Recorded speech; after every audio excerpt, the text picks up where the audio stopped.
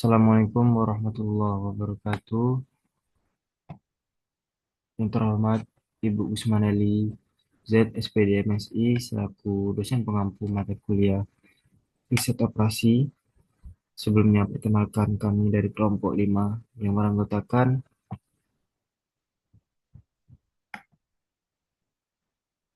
rekan saya Nanda Hairani dengan NIM 035,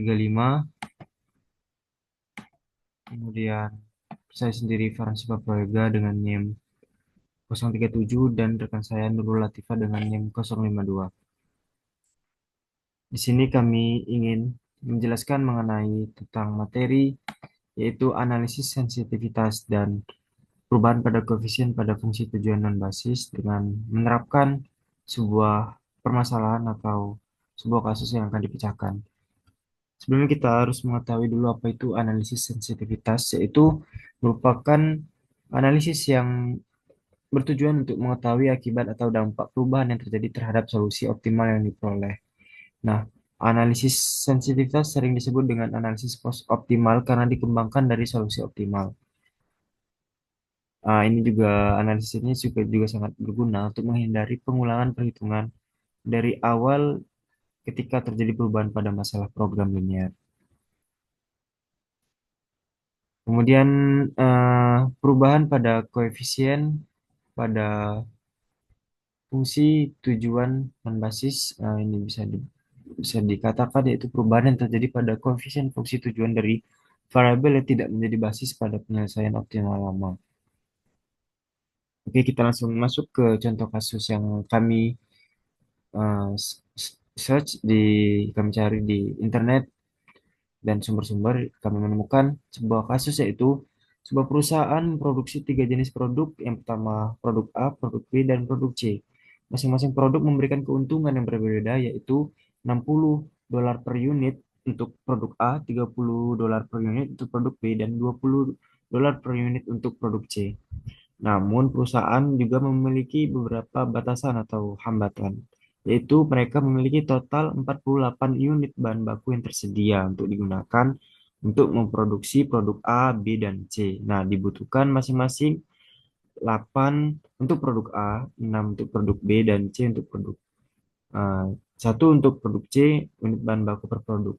Selain itu, perusahaan juga dibatasi oleh waktu, yaitu waktu tersedia untuk memproduksi semua produk adalah 20 jam. Setiap unit produk A membutuhkan 4 jam, produk B 2 jam, produk C membutuhkan 1,5 jam.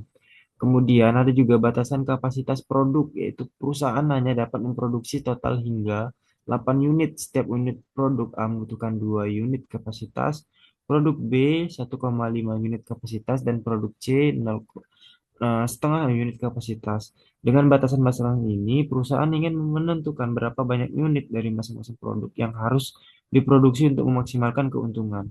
Tentukan nilai maksimal keuntungan yang dapat dicapai serta jumlah unit yang harus diproduksi dari masing-masing produk. Oke, untuk langkah pertamanya yaitu menyelesaikan model dasarnya dulu. Ini di mana untuk model model dasarnya yang harus ditentukan yaitu harus menentukan variabel keputusan di mana kita misalkan X1 sebagai produk A, X2 produk B, X3 produk C. Kemudian kita memiliki fungsi tujuan maksimum yaitu Z sama dengan 60 X1 ditambah 30 X2 ditambah 20 X3 dalam satuan dolar. Kemudian menentukan bentuk kanonitnya yaitu maksimum dari Z dikurang 60 X1 dikurang 30 X2 dikurang 20 X3 dikurang 0 S1 dikurang 0 S2 dikurang 0 S3 sama dengan 0. Kemudian ada pun beberapa kendalanya yaitu yang pertama 8 X1 ditambah 6 X2 ditambah X3 ditambah S1 sama dengan 48. Kendala yang kedua yaitu 4 X1 ditambah 2 X2 ditambah 1,5 X3 ditambah S2 sama dengan 20. Kemudian 2 X1, kendala yang ketiga 2 X1 ditambah 1,5 X2 ditambah setengah X3 ditambah S3 sama dengan 8. Yang dimana nilai X1, X2, X3, S1, S2, S3 itu lebih besar sama dengan 0. Dari kasus yang ada didapatkan tabel sintaknya sebagai berikut. Karena pada variabel basis Z-nya ada nilai negatif, maka kita menentukan kolom dan baris, di mana kolom yaitu nilai negatif dengan angka terbesar pada baris fungsi tujuan, yaitu pada kolom X1 dengan nilai min 60.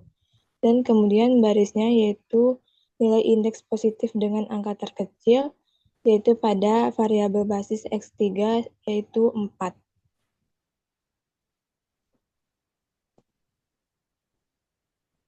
Kemudian kita melakukan literasi yaitu dengan menggunakan OBE sehingga didapatkan tabel simpaknya sebagai berikut. Dari nilai variabel basis yang ada yaitu masih terdapat nilai negatif di mana yaitu terdapat negatif 5 sehingga perlu melakukan literasi lagi dengan menggunakan OBE. Kemudian pada variabel basisnya yaitu X2-nya diganti dengan X2 di mana itu merupakan kolom dari sebelumnya.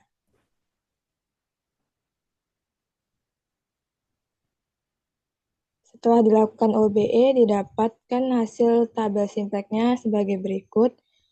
Dapat kita lihat pada variabel basis Z-nya sudah tidak ada nilai negatif, sehingga sudah diperoleh solusi optimal yaitu Z sama dengan 280, X1 sama dengan 2, X2 sama dengan 0, dan X3 sama dengan 8, kemudian X1 sama dengan 24.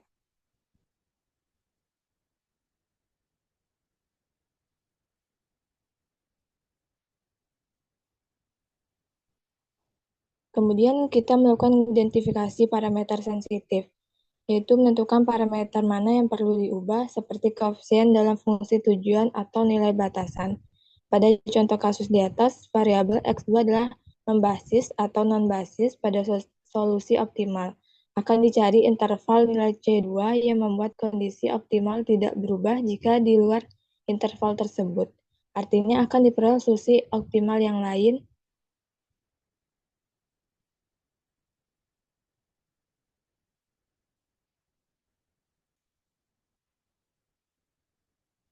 Kemudian akan kita lakukan perubahan pada parameter, yaitu jika perusahaan mampu meningkatkan keuntungan per unit produk 2 dari $30 ke $34, apa yang dapat disarankan?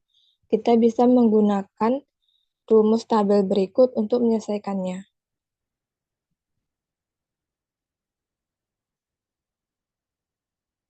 Ini adalah tabel simplex dari solusi yang kita dapatkan tadi. Kemudian kita akan mencari menggunakan rumus tabel simplex sebelumnya.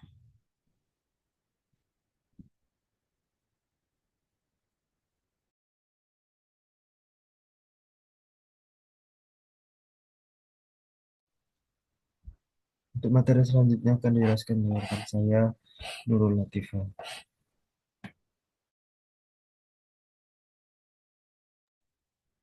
Baiklah, saya akan menjelaskan berikutnya. Dari tabel yang di atas didapatkan nilai maksimalnya Z sama dengan 60X tambah 30X, X1 tambah 30 X2 tambah 20 X3 tambah 0 S1 plus 0 S2 tambah 0 S3 sama dengan 0 dengan C2J sama dengan C2J sama dengan 0,020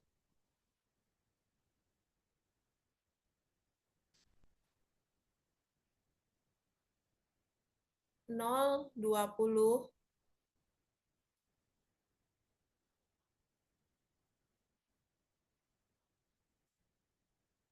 0,20 60 dan B min 1 AJ sama dengan min 2 dengan matriks min 2 dengan matriks 3 kali 3. C topi XZ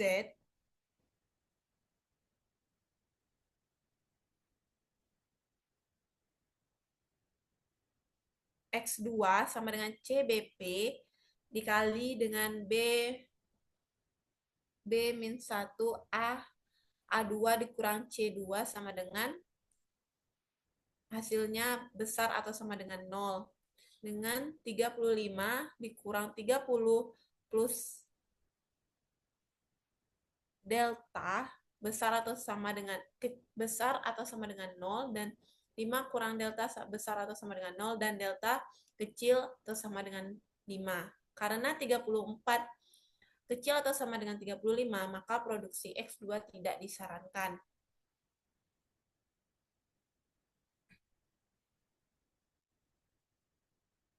Berikutnya,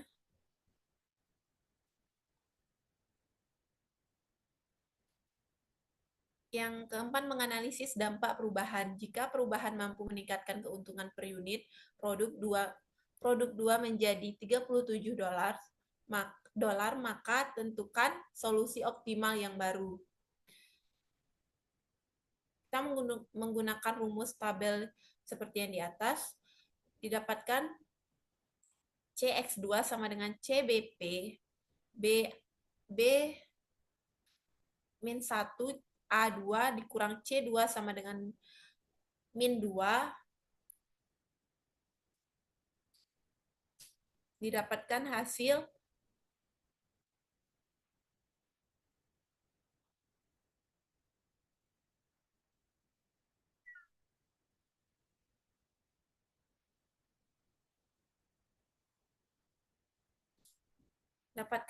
dengan OBE B1 akse sama dengan B1 ditambah 2B akse ditambah 2 B3 aksen, B2 aksen sama dengan B2 ditambah 2 B3 aksen dan B3 aksen sama dengan 4/5 B3 dan B0 aksen sama dengan B0 tambah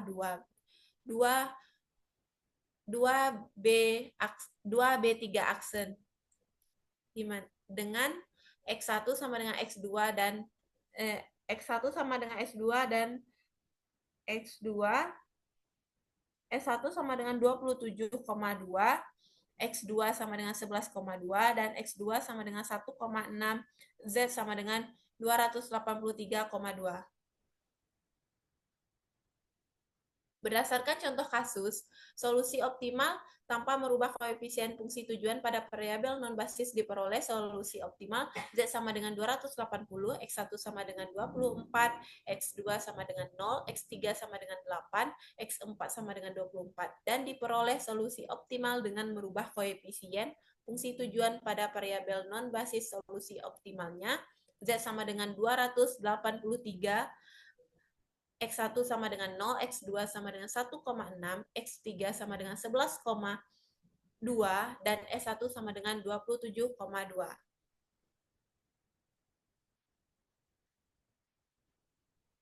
Dan dari contoh kasus yang kami ambil, dapat kami simpulkan bahwa solusi tanpa perubahan koefisien fungsi tujuan menghasilkan keuntungan yang lebih rendah, yaitu 280, tetapi lebih memanfaatkan sumber daya yang tersedia.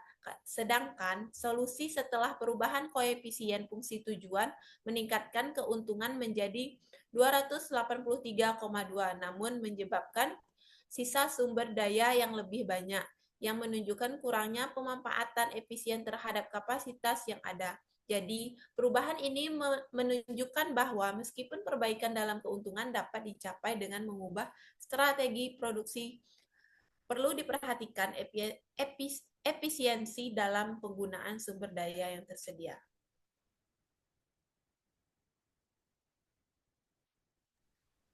Baiklah, itu yang dapat kami sampaikan. Apabila ada kesalahan dalam penyampaian, kami mohon maaf. Kami akhiri, wabillahi taufiq wal hidayah. Wassalamualaikum warahmatullahi wabarakatuh.